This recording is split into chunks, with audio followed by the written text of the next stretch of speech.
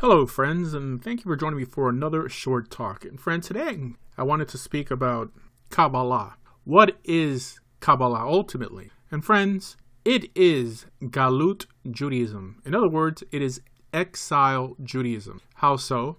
Because anyone who studies Torah straight through, including works like the Mishnah, could easily acknowledge that Judaism today, or post the Churban, did not resemble Judaism before the Churban, meaning the destruction of the Second Temple. And there are actually many ideas and practices that were developed after our exile that in some ways seemed detached to the belief system held by the Tanaim and before. And that is what I like to call Galut Judaism. For example, in Torah we see that the commandments were here to benefit the nation, to keep us progressing in an ethical manner, but within that nationalistic mindset. In other words, the laws and practices were pragmatic and practical.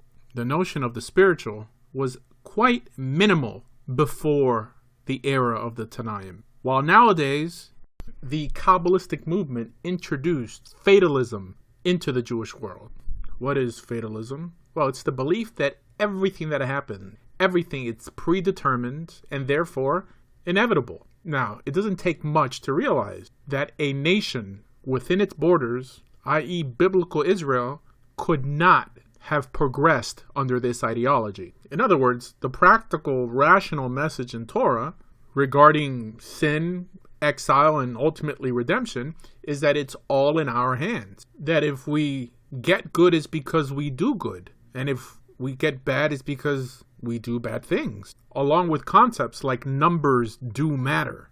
Not some silly notion that this is all predetermined and everyone has a particular task to fulfill in his life, his own mission that only he can fulfill, like an actor in some play. So it encompasses everything in the Jewish world. For example, I recently had a discussion with a Chabad rabbi, and he said it best. He reiterated the Kabbalistic creed regarding ethics, that doing good or keeping mitzvot don't actually make the world a better place, but rather doing laws that pertain to you, finding your place in this world.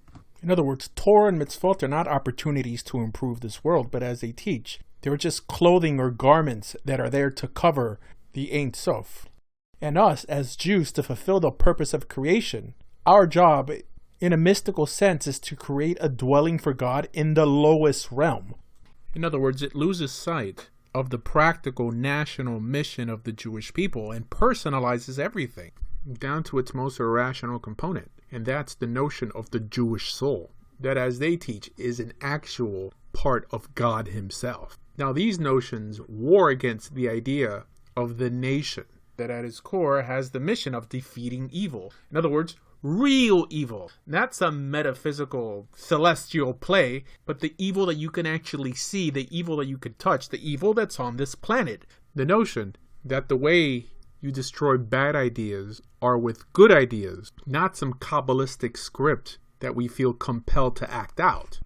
Now, clearly the nation is made up of individuals, but it seems that in order for Israel to progress in a unified manner, the goal was to look around ourselves and see how we can either strengthen ourselves through this individual moral training, or even how can we bring more people into the tribe to be even that more effective. However, this is not the Kabbalistic notion. No, friends, the reason the average Kabbalist does good, or does anything in his Jewish walk, is to, as they put it, gather the sparks. Which sparks? Well, as Lurianic Kabbalah teaches, that during creation, God himself had to limit himself. The Lurianic Kabbalistic notion of Tzimtzum is the ethical guide of the Kabbalist. What is Tzimtzum? Well, the Kabbalists teach that when God began his process of creation, he needed to contract or limit himself in order to allow independent realms to exist, thus creating what is known as halal hapanui, vacant space, i.e. creating an area in which creation could begin. They then teach that God created vessels in that empty space. And when God poured his light into those vessels weren't strong enough to hold God's power and his light, and they ultimately shattered. This is the notion of Shevirat HaKelim, And the job of the Jew, i.e. the ethical person, is to engage in the process of gathering and raising up the sparks of God's light that were carried down with the shards of those shattered vessels. And this is where the notion of Tikkun comes in. Not what's colloquially thought as Tikkun Olam, but although that did come from this idea, but Tikkun as a mystical form of repairing. In other words, doing good is not just doing good, is doing what they teach God wants you to do in order to elevate and gather these sparks. Now, this is a notion that's unheard of in Torah. It seems that the way you do good is by doing good, by keeping God's law. This is how we separate and elevate the man from the animal, which would lead us to believe that it doesn't really matter who does the good. In other words, it doesn't matter what pedigree he or she may come from.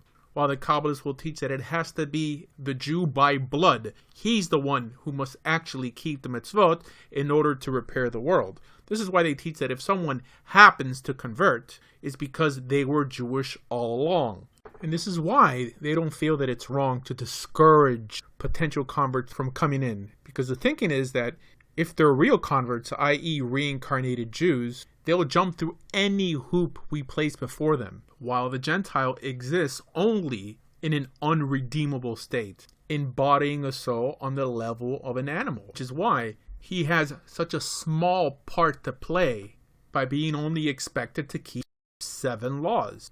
Now, this gets much deeper, but regardless, it's this form of thinking that has the Jewish community foregoing all rational forms of ethics. This is why Jews today choose not to proselytize. This is why Jews today do not care in helping Gentiles enter the Jewish people. Because even though, yes, it's very practical, if you have more Jews keeping mitzvot, i.e. more converts, former Gentiles keeping mitzvot, the world from a philosophical perspective should improve. But they don't live by that reality. They live by a metaphysical one. That it's ultimately not about change and convincing people to follow the right path, but in some way elevating those sparks just by following your mission, i.e. if you were born of a Jewish mother, to just keep Torah, and if you weren't born by a Jewish mother, to just keep the 7 laws. In other words, the notion of challenging your nature and going from where you were to where God wants you ultimately to be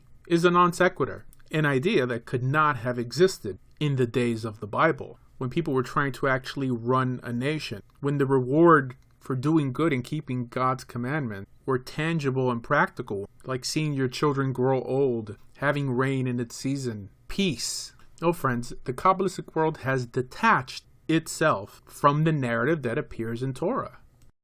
And this is really something that you should ask your teacher. If mitzvot really work, if keeping God's commandments actually make this world a better place, if we had more people keeping God's commandment, wouldn't we have a more ethical society? In other words, if we had more converts, wouldn't we improve as a nation? And I bet you his answer will go something like this. No, Gentiles have to keep their laws, and we have to keep our laws. And that's the only way to usher in some messianic age. Did you hear that?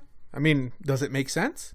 Now, if you break it down to him and say, well, if a convert converts to Judaism and helps the Jewish people by becoming part of the Jewish people and keeping laws and more laws, shouldn't that expedite the process? Because ultimately, every Gentile is just a potential convert. And I'm sure that he'll just fight you and say, no, our job is to bring back Jews only. And Gentiles only have to keep 7 laws. Now, what he's basically saying is a reiteration of the Kabbalistic ethical creed. That it's not good that does good, but rather a ritualized form of reconciliation that goes back to the whole notion of Tikkun, i.e. gathering the holy sparks from the broken shards. And the truth is, why should we be elevating any other text apart from Torah Shebiktav when it comes to trying to understand God and our purpose on this planet? Isn't that what Torah is supposed to tell us? Next, they'll accuse you of denying the oral law. Well, this is our oral tradition passed down to us from Mount Sinai. And this, I think, is what propelled Kabbalistic thought to where it is today. And that is it being disguised as what we consider oral law. But the truth is that it is not oral law, because oral law deals with law, not the metaphysical. In other words, the oral law are the rulings of the court, the legal rulings of the court, what we consider halakha, not some hidden tradition passed down from teacher to student until later revealed in the 13th century. If that's the case, couldn't you justify anything as oral law and in some way obligatory for a Jew to believe? For example, the reason, at least according to the Rambam, why we believe and must keep what's known as the oral law is because what appears in Deuteronomy chapter 17, that God commands us to heed the instructions of the court, the legal instructions of the court. And that's it. Now, that doesn't include anything metaphysical, because the Rambam earlier writes that this court ruled only by vote. That's how you rule legal things into existence.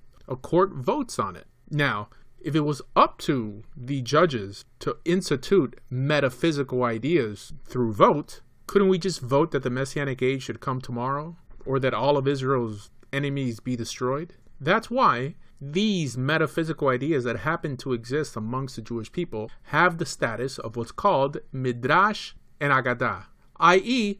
Midrashei Agadah, folklore and legend. And you know what? Jewish literature is full of it. Many stories, but stories that were ultimately optional to believe. However, by claiming that it was also given on Mount Sinai, they make it obligatory to believe and thus add to the Torah. Friends, it is our job to guard the integrity of the message found in Torah, thus guard Torah itself. I encourage everyone listening to me to return to a more rational, purposeful form of Judaism and discard all these later ideas that have twisted the initial message found in Torah. For more information about everything Jewish, friends, please visit TorahJudaism.com. Thank you.